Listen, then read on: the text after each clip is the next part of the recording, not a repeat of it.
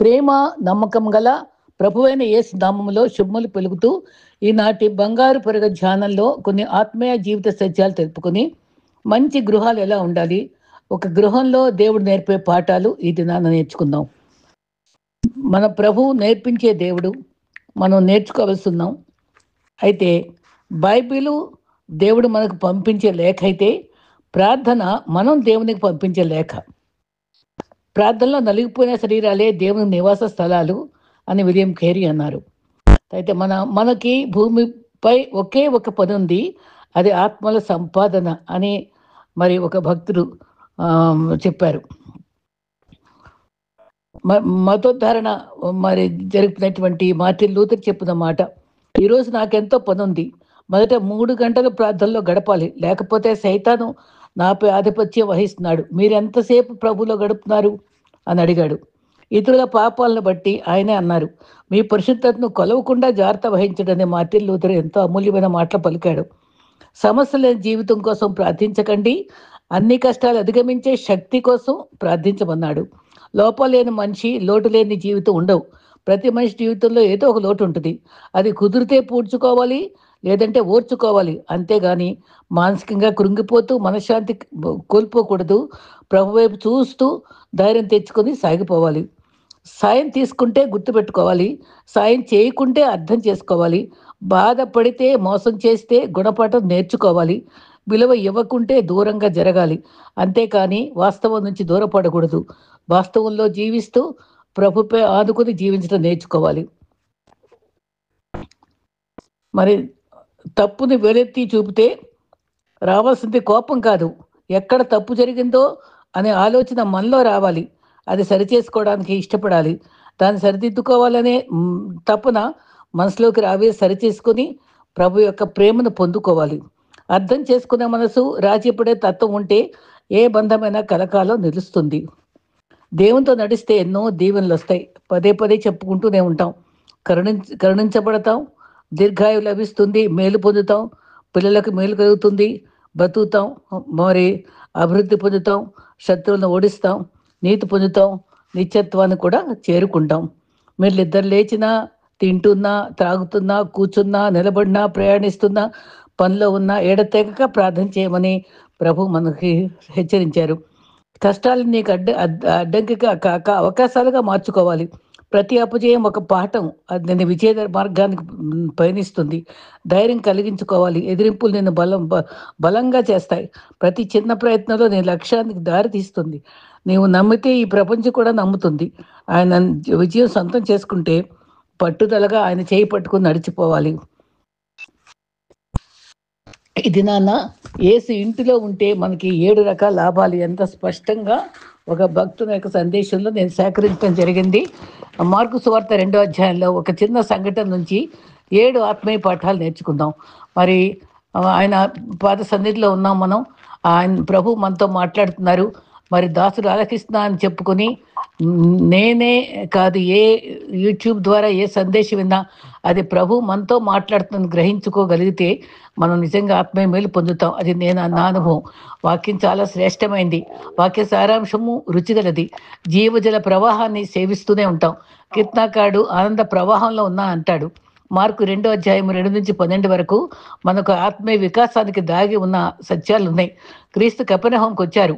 పక్షవాయు గల వ్యక్తిని మోసుకొని వచ్చారు. వారి యొక్క విశ్వాసాన్ని అభినందించాడు. నీ పాపను క్షమించావని చెప్పాడు.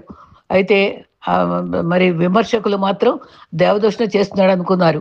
మరి ఈ విషయాలు, ఈ సంఘటనలో మనకు ఎన్ని పాఠాలు ఉంటాయో కపెర్నహూము దగ్గర మనం గమనించుకుంటే, మరి చాలాసార్లు క్రీస్తు కపెర్నహూములో మరి అది కేంద్రంగా తీసుకొని ఆయన వచ్చి సేవ చేస్తూ పరిచర్య చేస్తూ మరి తిరిగినటువంటి అనుభవాలు చూస్తున్నాం. క్రీస్తు ఉన్న ఇల్లు ఏముంటుంది? క్రీస్తు ఉన్న ఇల్లు ఆ పాఠాలు నేర్చుకోగలిగితే, క్రీస్తు ఉన్న ఇల్లు, ఈ ఇంటికి నాయకుడు అయితే 7 రకాల ఆశీర్వాదాలు పొందుతాం. దేవుడు చెప్పింది చేయాలి, ఆయన రాజ్యాన్ని వెతకాలి, ఆయన్నే వెతకాలని అర్థం. మరి ఆ ఇంటికి దీవెనలు అందరము కోరుకుంటాం. దేవుడికి ఇచ్చే స్థానం మనం ఇవ్వాలి. మరి మన ఇంటికి ఆయన యజమానిగానే రెడీ హెడ్గా ఉంచుకోవాలి. క్రీస్తు ఆ ఇంట్లో ఉన్నాడన్న మాట శక్తి గల మాట. ఆ ఇంట్లో ఎన్ని సదుపాయాలున్నా ఉండొచ్చు, కానీ యేసు మన ఇంట్లో ఉన్నాడా? మరి అవును, ఏమి లేకపోయినా యేసు ఉంటే చాలు. Christ is the head of this house unseen guest అని ఎన్నో మనం వింటున్నాం. అయితే ఆ ఇంటికి క్రీస్తు అధిపతి అనే బోర్డు ఉండొచ్చు గానీ, నిజముగా మన ఇంట్లో ఆయన అధిపతిగా ఉన్నాడా? క్రీస్తు ఆ గృహ తలుపు తట్టినప్పుడు ఇష్టతతో తలుపు తీయాలి. అన్నీ ఉండి యేసు లేకపోతే వ్యర్థమే కదా, శూన్యమే. యాయీరు కుమార్తె సందర్భంలో కూడా రోగిగా ఉన్నప్పుడు 12 సంవత్సరాలు అమ్మాయి చనిపోతుంది. గొల్లు చేసే ఇల్లు ఉందక్కడ. అప్పుడు అక్కడ దుఃఖం ఉంది. మరి కొంతమంది ఏడ్చే వాళ్ళని పిలిపించుకుంటే నటన కూడా ఉంటుంది. అది అయితే యేసు బయట నిలబడే ఉన్నాడు. మరి ఆ రోగ స్థలం దగ్గరికి వచ్చేటప్పుడు ఏమంటాడంటే, యేసును ఆహ్వానించవలసి ఉన్నాం మనం. ఆయనకు ముందుగా స్థలం ఇయ్యాలి అని చెప్పి ఆయన అన్నాడు. స్థలం కావాలని అడిగాడు. క్రీస్తు లేని గృహంలో దుఃఖం ఉంటుంది. మనం ఆయనకు స్థలం ఇవ్వాలి. యేసు ఐగుప్తు కుమార్తెకి మరి శాపంగా ఉన్నప్పుడు అడుగు పెట్టినప్పుడు, స్థలం ఇచ్చినప్పుడు ఆ వెంటనే జీవం కలిగింది. ఆయన బ్రతికాడు. యాయీరు కుమార్తె బతికింది, జీవం వచ్చింది. యేసు ఉన్నాడని తెలుసుకుని అనేకులు కూడా వచ్చారు. అక్కడ యేసు ఉంటే ఆకర్షణ ఉంటుంది. యేసు మన ఇంట్లో ఉంటే ప్రజలందరి చేత మనం ఆకర్షింపబడతాం, ప్రేమను కూడా పొందుకుంటాం. అయితే గతంలో ఆయనను అందరూ మరి ఆ ఇల్లు తెలిసిందే కానీ ఎవరు ఆ ఇంటికి ఎప్పుడు వెళ్ళలేదు. యేసు ఉన్నాడు కాబట్టే వాళ్ళు వెళ్ళారు. అది ఆకర్షణ గృహంగా మారింది. ఆ ఇంటిలోని ప్రత్యేకత వచ్చింది. యేసు ఉంటే ఆకర్షించే ఇల్లుగా ఉంటుంది. పరమగీతాలో ఒక మాట ఉంది, నల్లందాన్నో నేను సౌందర్యవంతురాలని అని శూలమ్మత అంటూ, మరి దేవుడు నాతో ఉన్నాడు కనుక నేను ఆకర్షితురాలుగా మారినని ధైర్యంగా చెప్పుకుంటుంది. మనం ఆశ తీరా చూస్తాం రా అమ్మ అని చెప్పి తను పిలుస్తారు. టాక్ ఆఫ్ ద టౌన్గా మారిపోయింది ప్రభు యొక్క ఇల్లు. మరి కపెర్నహూము ఇంటి చేరినప్పుడు ఆ టైంలో ప్రభు ఆ ఇంటికి వచ్చినప్పుడు ఆకర్షించే గృహంగా మారింది. మన ఇల్లు కూడా ప్రభు మనతో ఉంటే ఆకర్షించే గృహంగా మారగలదు. అది ఫస్ట్ లాభం, ఫస్ట్ అనుభవం. రెండవ పాఠము, మరి అక్కడే మరి మనం క్రీస్తు ఉంటే అక్కడ శ్రమలో ఉండేవారికి ఆదరణ, బాధల్లో ఉండేవారికి, తృణీకరింపబడిన వారికి సమాధానం దొరుకుతుంది. అనారోగ్యాలు, ఆరోగ్యం, ఆర్థిక సమస్యలు తీరుతాయి. మరి ఇల్లు పేరు మారిపోద్ది. యేసు నచేలు ఇల్లు ఏముంటుంది, యేసు నిలయం అంటారు కదా. రెండో ఆశీర్వాదము, వాక్యం వినబడుతుంది. అక్కడ క్రీస్తు వాక్యం చెప్తారు. యేసు ఉన్న చోట వాక్యం సమృద్ధిగా ఉంటుంది. మన గృహాల్లో వాక్యము వినిపించబడాలి. అది బ్రతికిన వారికి మరి మరి నీరస స్థితిలో ఉండేవారికి నెమ్మదిస్తుంది, సమస్యలకు పరిష్కారం వస్తుంది, ఉత్సాహం కలిగిస్తుంది, అనేకులు దీవెనగా మారుతారు. రెండవది, వాక్యం ఉంటే అక్కడ దీవెన మనకి కనబడేదిగా ఉంటుంది. తర్వాత ఎవరితో మాట్లాడితే వాక్యం ప్రజ్ఞ వారికి జవాబు అసలు. ఒకసారి ఒక బోధకుడు మరి ఎవరి కోసమో ప్రార్థన చేయడానికి కూడి ఉండగా ఒక ఉన్నతమైన కులంలో వచ్చిన గొప్ప వ్యక్తి, అధిక వంటి ఆర్థికంగా చాలా స్తోమత ఉండేటువంటి కుటుంబం వచ్చి ప్రార్థించుకుందామని వచ్చారట. కానీ చెప్పడానికి అవకాశం లేక వేరే వాళ్ళతో ప్రార్థన చేస్తూ ఉన్నారట. ఆయన వారికి వాక్యం బోధిస్తూ ఉన్నప్పుడు వీళ్ళు కూడా వాక్యం విన్నారట. అయిపోయిన తర్వాత చూస్తే వీరు లేరట. తర్వాత గమనిస్తే వాళ్ళు చర్చిలో కనబడ్డారట.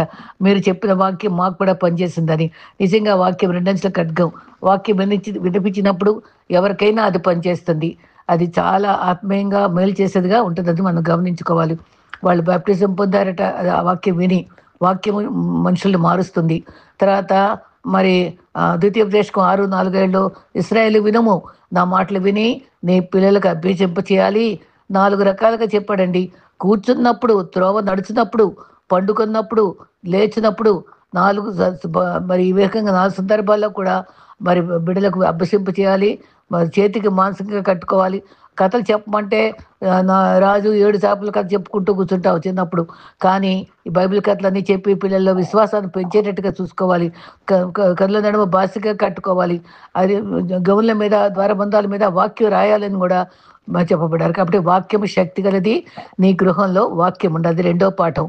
మూడవది, మరి ఆశీర్వాదకరంగా ఉండే గృహంగా ఉండిపోద్ది యేసుంటే. సమస్యలు పోతాయి. యేసు ఉన్న ఇంట్లో సమస్యలు పరిష్కరింపబడతాయి. అక్కడ మనోవ్యాధితో ఉండేవారికి, నిరాశలో ఉండేవారికి, వాళ్ళందరికి కూడా జీవం ఇచ్చేది, మరి పరిష్కారం ఇచ్చేది దేవుని బిడ్డలు కావాలని కోరుకునే అనుభవం మనం గతంలో చూస్తే ఎలీషాలతో ఏలియా వెళ్ళిపోతుంటే చూసి, అయ్యా నా గుర్రాలు రథాలు నీవేనయ్యా, నీ వెళ్ళిపోతున్నావు, ఇశ్రాయేలులకు బలం నీవే కదా అని అంటాడు. నిజంగా ప్రభువే మనకు బలం. నిజంగా ఆ సందర్భంగా చూసుకుంటే దేవుని బిడ్డలు, దేవుడే మన గృహానికి బలం. మరి ఆ సమస్యలకు పరిష్కారం చూపించే గొప్ప కృప, ఆశీర్వాదాలు, సమస్యలు తీరిన అనుభవాలు. మూడవదిగా ఆ గృహాల్లో మనకి లభిస్తూ ఉంటాయని గమనించుకోవాలి. యేసు ఉన్న ఇంటిలో మరి ఇంకొకటి విశ్వాసం కనబడుతుంది. ఎలాగంటే మరి జక్కయ్య ఇంటికి వచ్చినప్పుడు అక్కడ తను విశ్వాసగా కనుక్కొని తన పాపాలు ఒప్పుకొని తన ఆస్తంతా ఇచ్చుకొని ఎంప్టీ అయిపోయాడు. మరి యేసుంటే చాలనుకున్నాడంతే. అందుకనే అబ్రహాం కుమారుడు అని చెప్పి అనిపించుకున్నాడు. అబ్రహాం కుమారులంగా మనం కావాలంటే మన జీవితాల్లో మరి విశ్వాసం మన ఇంట్లో ఉండాలి. అది మనకి మరి 4వ ఫలితము విశ్వాసం కనుగొనాలి. మన ఇంట్లో విశ్వాసం ఉంటుంది. వారు కూడా యాయేరు కుమార్తె తండ్రి కూడా ఎంతో విశ్వసించబట్టే అక్కడ సమస్యకు పరిష్కారం దొరికింది. అక్కడ మరి విజయం పొందుకున్నాడు. 5వదిగా యేసున్న ఇంట్లో పాపాలు క్షమించబడతాయి. పక్షవాయువు గల వానితోటి నీ పాపాలు క్షమించబడి అంటాడు. ఆయన అక్కడ ఇంట్లో కలవరి ప్రేమ ఉంటుంది, పాప క్షమాపణ ఉంటుంది. కుమారుడా నీ పాపాలు క్షమించబడినవి అనేటువంటి మాట వినబడుతుంది. అప్పుడు 4 మంది మోసుకుని వచ్చినప్పుడు వారి యొక్క విశ్వాసాన్ని ఎంతో అభినందిస్తాడు. అక్కడ ఒక అద్భుతం జరిగింది. యేసు ఉంటే అద్భుతాలు జరుగుతాయి, క్షమాపణ లభిస్తుంది, మేలు జరుగుతాయి. ఎవరు చేయలేని అద్భుతాలు కూడా చూస్తారు. మన కుటుంబంలో ప్రభు ఉంటే అనేకులు ఆకర్షింపబడి మనల్ని ప్రార్థనలు కోరతారు, అద్భుతం పొందుకుంటారు. మరి 7వదిగా దేవుడు ఉన్న ఇంట్లో దేవునికి మహిమ ఘనత కలుగుతుంది. అక్కడ భ్రాంతి నొందారు. అక్కడ అద్భుతాన్ని చూసి ఆయన లేచి పరుపెత్తుకుని నడవటం చూసిన తర్వాత అక్కడ మహిమపరచబడ్డాడు. మన ఇంట్లో కూడా గొప్ప కార్యాలు చూసి మహిమపరిచి మన ఇంట్లో ఉండే ఐక్యత, పరిశుద్ధత, పవిత్రత, అద్భుతాలు చూసి అనేకులు ఆకర్షింపబడతారు.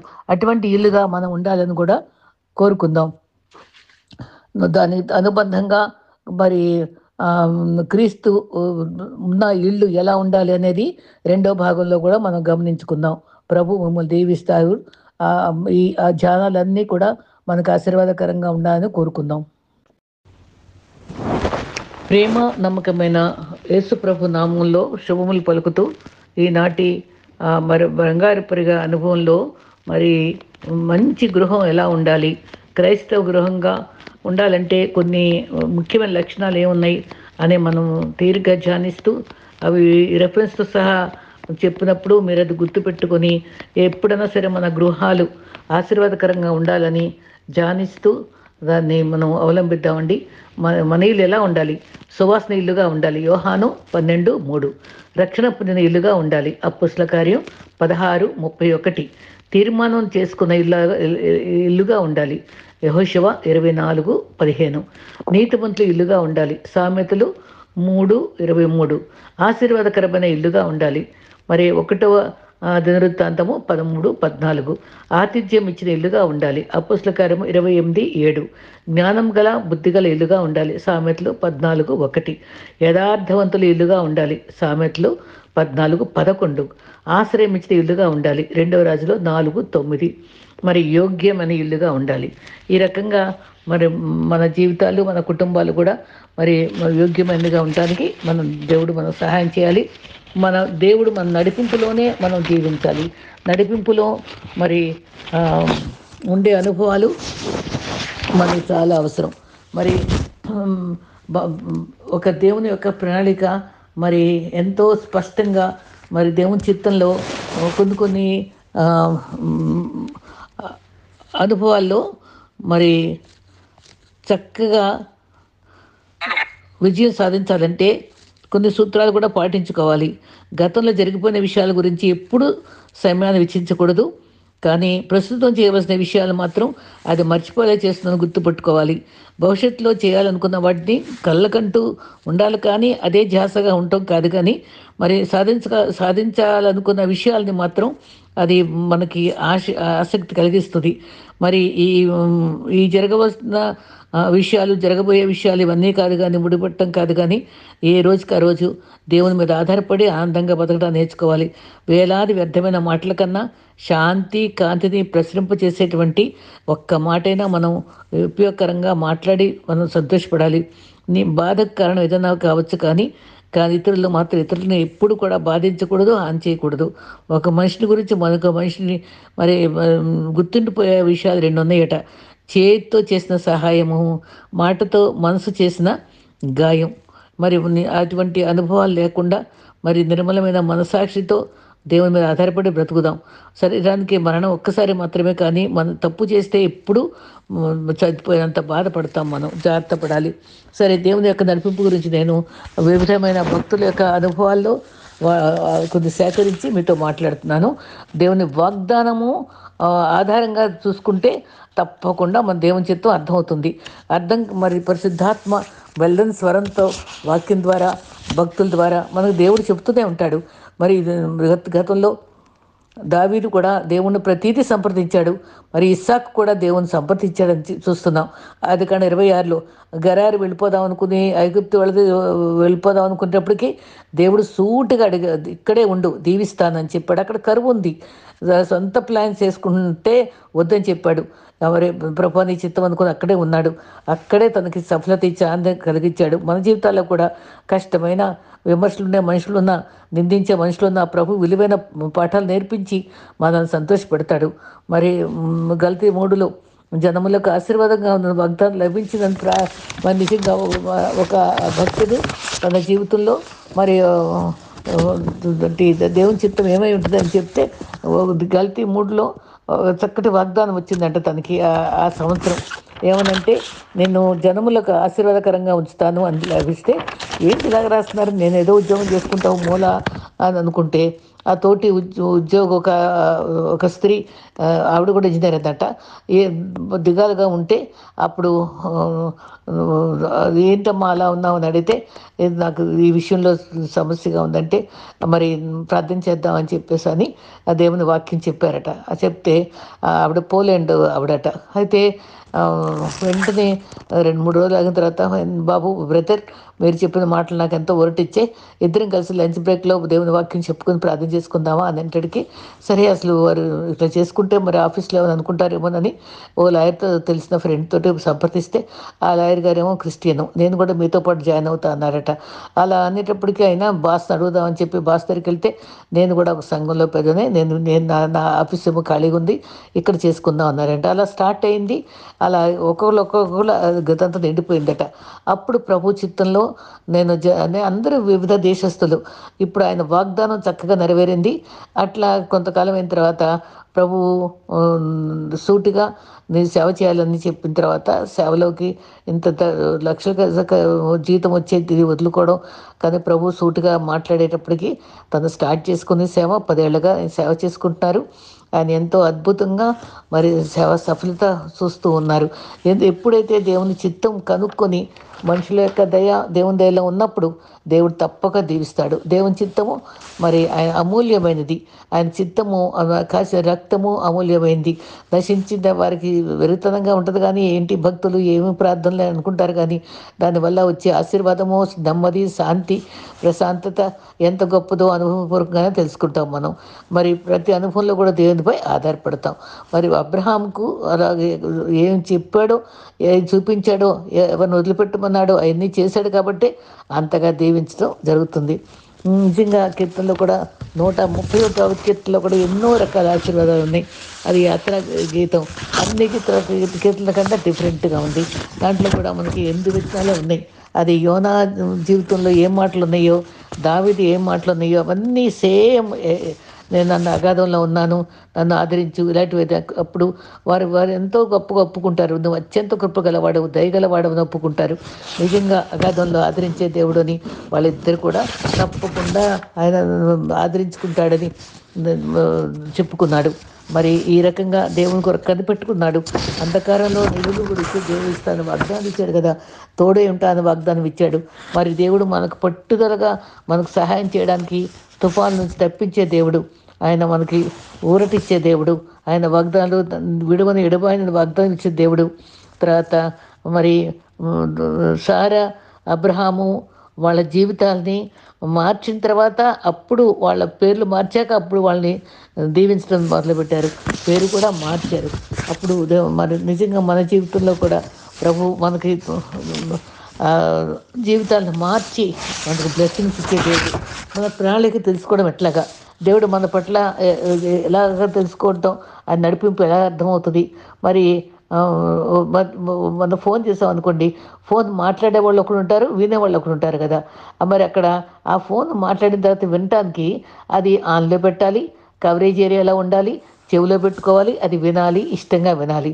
అది మరి అలా రెడీగా లేకపోతే అక్కడ ఎన్నిసార్లు ఫోన్ చేసినా వినిపించుకోం కదా. అట్లాగే దేవుడు మనతో ఎన్నిసార్లు మాట్లాడినా మనం సరైన ప్లేస్లో లేము, సరైన కవరేజ్లో లేము, సరైన సిద్ధపాటులో లేవు కాబట్టి మనం ఆయన స్వరాన్ని వినలేకపోతున్నాం అని గుర్తుపెట్టుకోవాలి. ఆయన మనతో ఏదో రీతిగా మనం మాట్లాడుతూనే ఉంటారు. మరి సమూయేలు చిన్నప్పుడు I'm ready to listen God speak అని చెప్పాడు. నీ దాసుడు ఆలకిస్తాడు. చిన్నోడు ఎంత చక్కగా మాట్లాడాడండి, ఎంతో చక్కటి మాటలు చెప్పాడు. మరి మనం నిజంగా ఒక విధంగా రెండో అంతస్తు చేరాలనుకోండి, ఫస్ట్ మొదటి అంతస్తు దాటాలి, రెండో అంతస్తుకి వెళ్ళాలి. ఆత్మీయ స్థితిలో కూడా అంతే. మరి మరి డాక్టర్స్ స్పెషాలిటీ చేస్తారు కదండి. డెర్మటాలజిస్ట్ అంటారు, న్యూరాలజిస్ట్ అంటారు, క్యాన్సర్ ఆంకాలజీ డాక్టర్ అంటారు. ముందు వాళ్ళందరికీ కామన్ ఫ్యాక్టర్ ఏంటి? డాక్టర్ అయి ఉంటారు, ఎంబీబీఎస్ అవుతారు, అది అయిన తర్వాత స్పెషాలిటీ చేస్తారు. అలాగే ప్రభు చిత్తంలో మనం ఒక ఫస్ట్ స్టాండర్డ్లోకి వచ్చిన తర్వాత దేవుడు మనకు సెకండ్ స్టేజ్లో, సెకండ్ అంతస్తులో ఏం నేర్పిస్తాడు? నీకేం తలాంత ఉందని చూసి దానికి ప్రత్యేకంగా నువ్వు పాట పాడే తలంత ఉంటే దాంట్లో రాణిస్తాడు, వాక్యం చెప్పే తలంత ఉంటే దానిలో రాణిస్తాడు, మ్యూజికల్ ఇన్స్ట్రుమెంట్స్ తలంత ఉంటే దాన్ని వాయిస్తాడు, గృహ నిర్వాహకత్వంలో మరి ఎక్స్పర్ట్ అయితే ఆ పని ఇస్తాడు. అట్లాగ మనకి ఏ ప్రత్యేకమైన వరం ఉందో గమనించుకొని ఉపకారిగా ఉంటే అది కూడా వరమే. ఉంటే అది గమనించుకుందామండి. మనకి ఏ తలాంత ప్రభు ఇచ్చాడు, రెండో అంతస్తులో ఏ తలాంతుతో మనం స్థిరపరుస్తున్నాడు, అది గమనించుకొని ఉపయోగకరంగా గడపడానికి, జీవించడానికి మనం చూద్దాం. మరి చాలామంది యెషయా 53:6లో ఈ కాపరులందరూ ఎలా ఉన్నారు? గొర్రెకు కాపరి అవసరం, మనం అందరం ద్రోవ తప్పే వాళ్ళమే. కాబట్టి ఆయన మంచి కాపరి, ప్రధాన కాపరి, మరి ఆత్మల కాపరి అయిన ఆయన ఆధీనంలో మనం ఉంటేనే, ఆయన నడిపింపుతో ఉంటేనే, మన ప్రణాళికలతో ఉంటేనే, ఆయన గైడెన్స్లో ఉంటేనే మన దీవెనకరంగా ఉంటామని ఎప్పుడు సదా గుర్తుపెట్టుకోవాలి. సొంతంగా జ్ఞానంతో ఉండొద్దండి. ప్రతి చిన్న విషయాన్ని ఆయనతో సంప్రదించుకోవడం నేర్చుకుందాం. మరి క్రీస్తు ద్వారా, పరిశుద్ధాత్మ ద్వారా, లేఖనాల ద్వారా, దైవజనుల ద్వారా, అంకితమైన వారి ద్వారా అర్థం చేసుకుందాం. ఆయన మహిమ కొరకే జీవిద్దాం. యెషయా, ఇర్మియా వీళ్ళందరూ కూడా అలాగే జీవించారు. న్యూ టెస్టిమెంట్లో పౌలు, అకుల, ప్రిస్కుల వీళ్ళందరూ కూడా దేవుని చిత్తం ఎరిగిన వారే, ఆయన చిత్తాన్ని ఇష్టంగా చేశారు. మనలో సొంత అభిప్రాయాలు ఉంచుకోవద్దు. మరి సామెతలు 14:12లో ఒకరి వద్ద సరైన మరి మార్గం కనపడద్దు, కానీ అది త్రోవకు, మరి డిస్ట్రక్షన్కి, మరి నాశనానికి దారితీస్తుందని గుర్తుంచుకోవాలి. మరి నీడవలే వ్యర్థంగా ఉండే క్షేమం లేనటువంటి అనుభవాలు కాకుండా రక్షణకర్తకే తెలుసు కాబట్టి ఆయన దేవుని చిత్తంలోకే మన జీవితాలని పూర్తిగా సమర్పించుకుంటాం.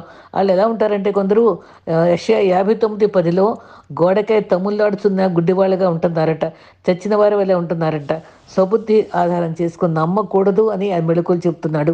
ఇంకో స్వలాభం కోసం వాడుకోకూడదు, తప్పుడు బోధకులు ఎక్కువైపోయారు, నాశనం తెప్పిస్తున్నారు, అబద్ధాలు ప్రకటిస్తున్నారు, వాళ్ళకి ఎప్పుడు దూరంగా ఉండాలి.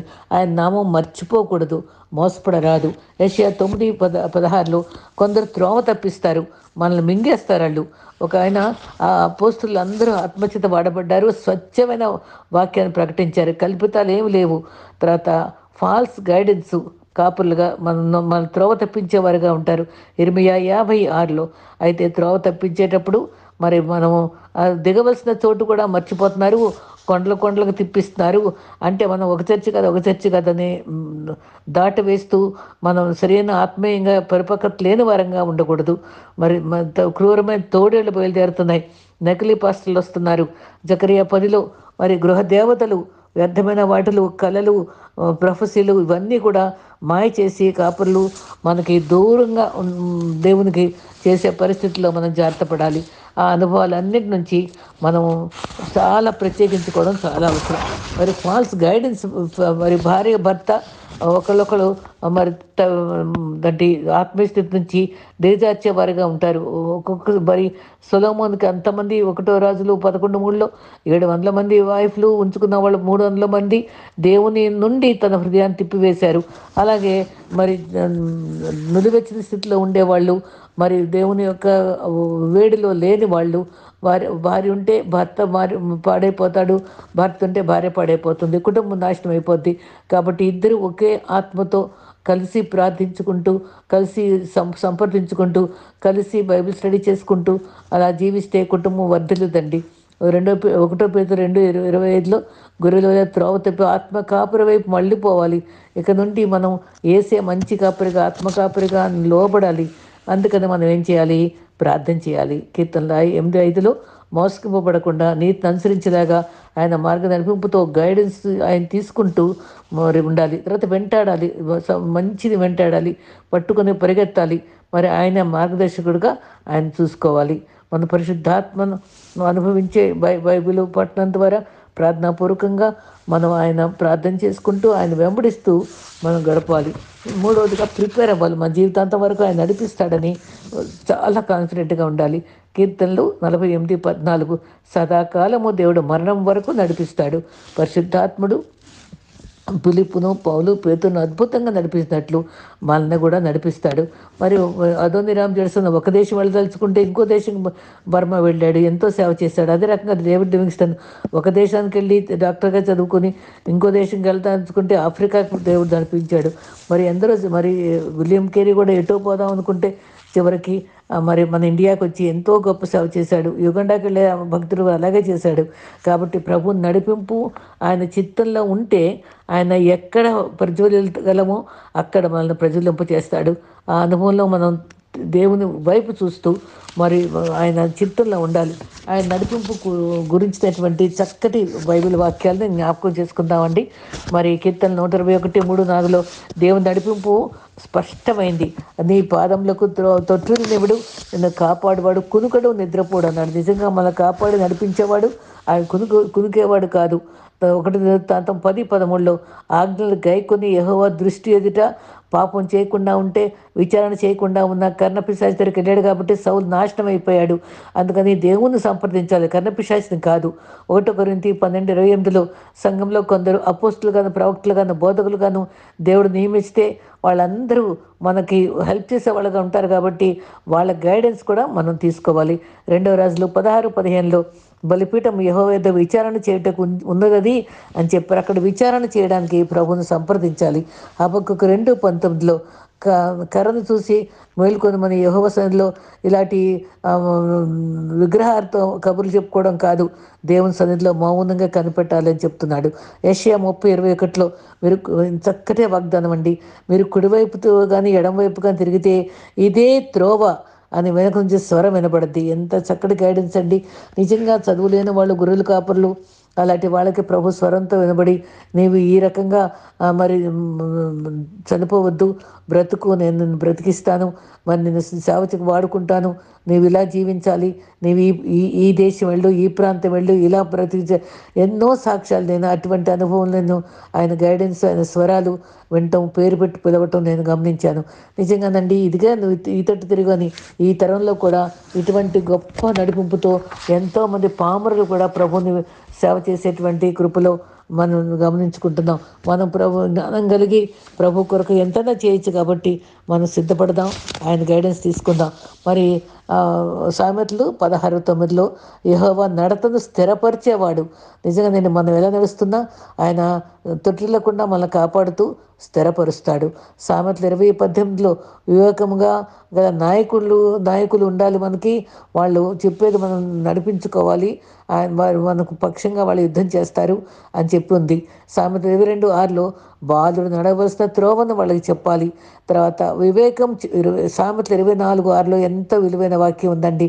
వివేకం చెప్పువారు అనేకులుండుట రక్షణకరము, వివేకం చెప్పువారు అనేకులుండుట రక్షణకరము. ఇదే మాట సామెతలు 11:14లో నాయకులు లేని జనులు చెడిపోతారు. ఎగ్జాక్ట్గా మాట. వివేకము ఆలోచనకర్త వాళ్ళు ఉండటం వల్ల అది రక్షణకరము. ఇదే మాట వాడేటండి ఇక్కడ కూడా, రక్షణకరము. వివేకముగా చెప్పువారు అనేకులు వినుట రక్షణకరము. ఇక్కడ కూడా మరి అనేకులు మన నాయకులు లేకపోతే చెడిపోతారు, ఆలోచనకర్తలు ఉండాలి, లేదా రక్షణకరము అని కూడా చెప్పాడు. అది మనకు తప్పకుండా ఆ గైడెన్స్ తీసుకుందామండి. నాకే అంతా తెలుసు అని గర్వపడద్దు. స్వశక్తితో స్వనీతితో మనం విర్రవీగకూడదు. విధేయతతో వినయంతో ఆయన చెప్పే సందేశాలు, ప్రభు చెప్పే స్వరాన్ని మనం వినాలి. మరి నీకు ఉపదేశం చేసేదను, నువ్వు నడవలసిన మార్గం నీకు బోధిస్తాను. 32:8 కీర్తనలో నీకు దృష్టి ఉంచి నీకు ఆలోచన చెప్పేదను. ఎంత చక్కటి మాట అండి. మన మీద దృష్టి ఉంచుతాడు. మనల్ని ఎవరు పట్టించుకుంటున్నారండి? దేవుడు మన మీద దృష్టి ఉంచుతున్నాడు, మన కళ్ళు పెట్టి చూస్తున్నాడు. మనం ఏది కావాలి, ఏదో తప్పిపోతున్నాం అమ్మా, ఇలా జరుగు, ఇలా ఉండు, ఇలా ఉండు. మరి యోనాను వదిలిపెట్టాడండి.